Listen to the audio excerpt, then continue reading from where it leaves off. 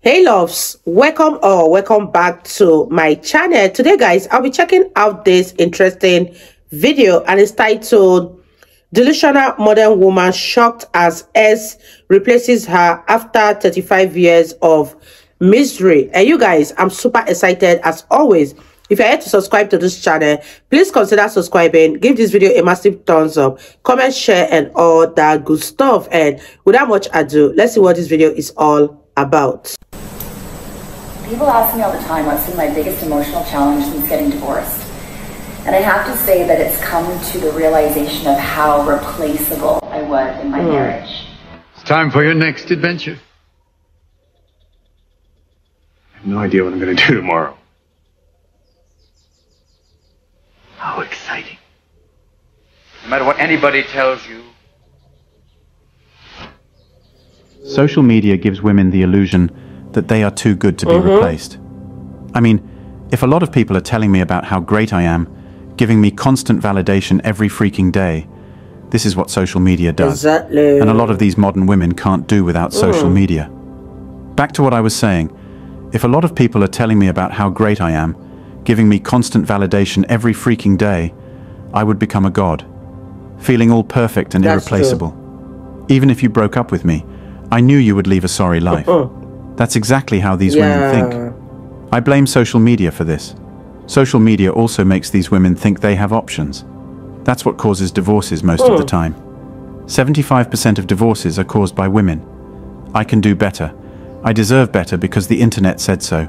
He's too broke for me. I need myself a nice rich man. When the man they left moves on, they get angry. Few of these women live happily ever after, while the rest are left tracking the success and relationship of their exes as they grow old with their cats and die alone. You gotta wait till the end. I'm not trying to bash women. If anything, what I try to do is try to inject some reality in this. Because I'm not gonna lie, I have heard women who are over 30, overweight, with somebody else's hair on their head, attitude, talking about, well, I can't find a black man out here. I'm just gonna date out. I'll go get me a white man. My question is this. This is funny. If you're not a competitive woman with your own man, how do you have the options to date anywhere else? Because this is about being competitive. Should competitive or successful or high-value men date out? Because that's where we're at now. We're at this now. It's about time. If you've already done the work to make yourself a competitive man or a woman, should you really have to just sit here and deal with what's going on? Let's talk about it. Women in general, black women in particular. Let's talk about black women, where I have the stats. 40 million black people, 20 million men, 20 million women, all right? Of the 20 million women, 80% are overweight or obese. That's automatically 16 million that are over here. Successful, competitive men don't want overweight women. That means you've already dropped the number from 20 million to 4 million. That's 4 million total. That's not age adjusted. That's not adjusted for marital status. It's nothing. It's a raw number. You automatically tell black men there's only 2 in 10 of you that are competitive from a fitness standpoint. Well, lower your, no. Well, if you're not competitive with black men because you're overweight, I will tell you right now, Brad Show's looking at you like you crazy. Y'all argue with me about a dress size being 145 pounds. You argue with me about that? Good luck. Even in New York City, pandemic central, white women are out. White women. Wow, you guys, I totally agree with what this man is saying, and I hope that so many black women are really listening to him, because one major problem with black women is that we tend to face obesity so much, and so many men are attracted to slim girls. They're attracted to women who are looking fit, who are really working hard to keep fit, and being obese tends to lower your chances of being in relationship, except you have the most beautiful face. And let me know what you guys think about what this man is saying in this video. I think he has a very valid point, and let's continue watching, you guys. White women, Asian women, Hispanic women, Middle Eastern women are out right now running these streets. running with masks on. Running with masks on. I go over to Bergdorf Goodman and all I see is this. White women. I gotta stay in this Park Avenue address. It is fun. And I'm looking to say, where are the black women out here running? Black women over there at Nathan's, over there getting some street meat. You know, that's called hot dogs. They over there with sparkly bedangle masks on and carrying on. I'm like, well, wait a minute. These women is running and drinking celery juice, and you over here talking about. But you know what? When I look at the women who are running, they got wedding rings. When I look at the women who ain't running, when I look at the women that are going, they single AF. Single AF. Anyway, for this video, I'm going to be reading 2 Reddit stories. First story is about a woman bitching about how she got replaced fast, and the other story, well, she took it well.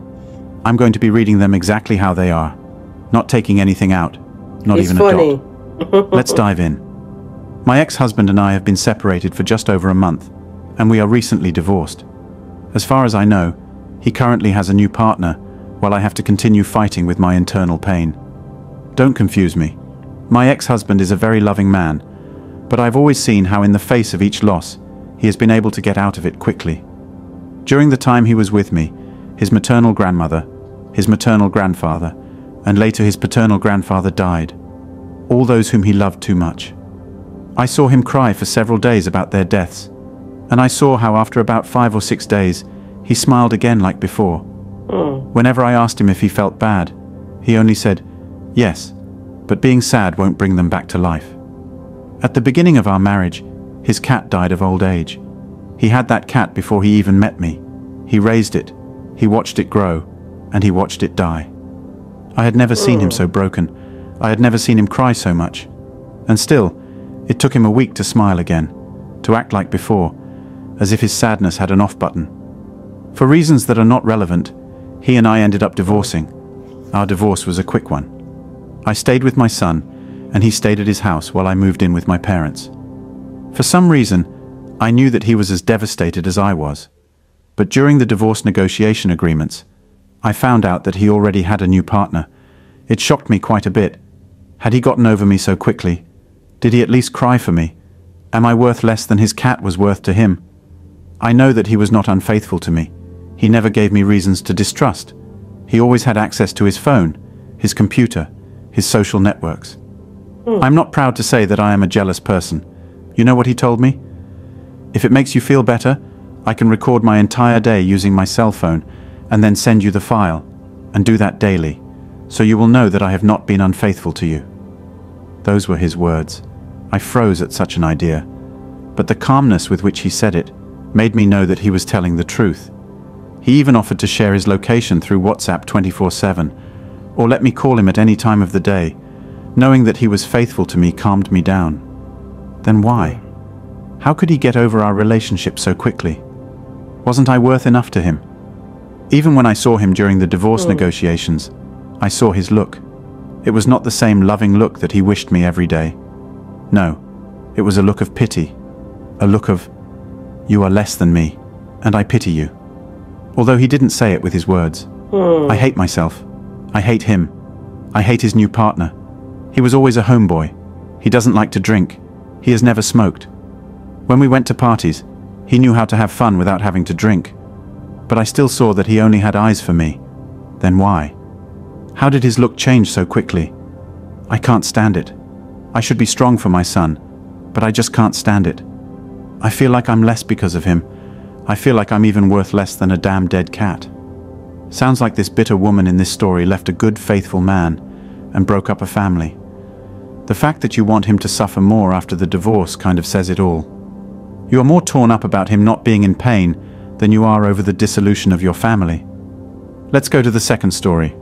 The header is, my ex replaced me with someone much better, and it sucks. Here we go. Wow. I found out recently that my ex-husband is now with another girl, just 3 months after. Wow, you guys, that was such a touching story. And so many women have this illusion of the man suffering after divorcing them. and them having the best time of their life. Like, men are literally going to be lined up waiting for them to come pick their choices. And when reality hits and these bubbles are being busted, they begin to cry, they begin to wish for what is already lost. This happens every single time, and social media has also magnified these illusions that women have about themselves when they eventually divorce their husband. This is a very sad story. The message in this story is that no matter how a man values you, no matter how he loves you, once he doesn't have anything to do with you anymore, you can be replaced at any given time. Let me know what you guys think about this video, and let's wrap this video up, you guys. Just 3 months after he ended our 7 years relationship. I want to be angry at them, but the truth is, I know she is a much better person than I am. She is younger, prettier, good at her job, and from what I heard, she is also a great person. I realized that I wasn't at my best state during the relationship, and I think I ended up pushing him away. I was an angry and mildly depressed person who wasn't pleasant to be with. So he checked out from the relationship a few months before he ended it, and it hurt. A lot. I'm now trying to be better with the help of gym and therapy, but there are times when I feel like it's pointless. I'm not physically attractive, and I'm also a reserved person who gets really nervous at the idea of meeting new people. I don't think I have a lot to offer as a romantic partner. Nevertheless, I will keep on working on myself. Maybe someday, I can be good enough for someone to love. I hope that one day, I can be a good enough person to tell him that I wish him and his GF happiness, and actually mean it. This is how you do it. Not hating on your ex because of the breakup you caused with your own hands. Wow, you guys, that was another touching story, and I'm glad the woman owned up to her fault, because she knew that she wasn't a great person and shouldn't resent the other woman for falling in love with her ex-husband. Like, sometimes we are the major cause of our problem, but so many women do not say this and keep blaming men for every little mistake that happens in their life. And one good step to being a better person is realizing your mistake, working towards it, and becoming a better version of yourself. Let me know what you guys think about this video so far. I really had fun reacting to this one in particular, and there were so many lessons to be learned from this video, and I hope you guys totally enjoyed watching. If you did enjoy watching, give this video a massive thumbs up, comment, share, and all that good stuff, and I'll see you all in my next video. Bye guys.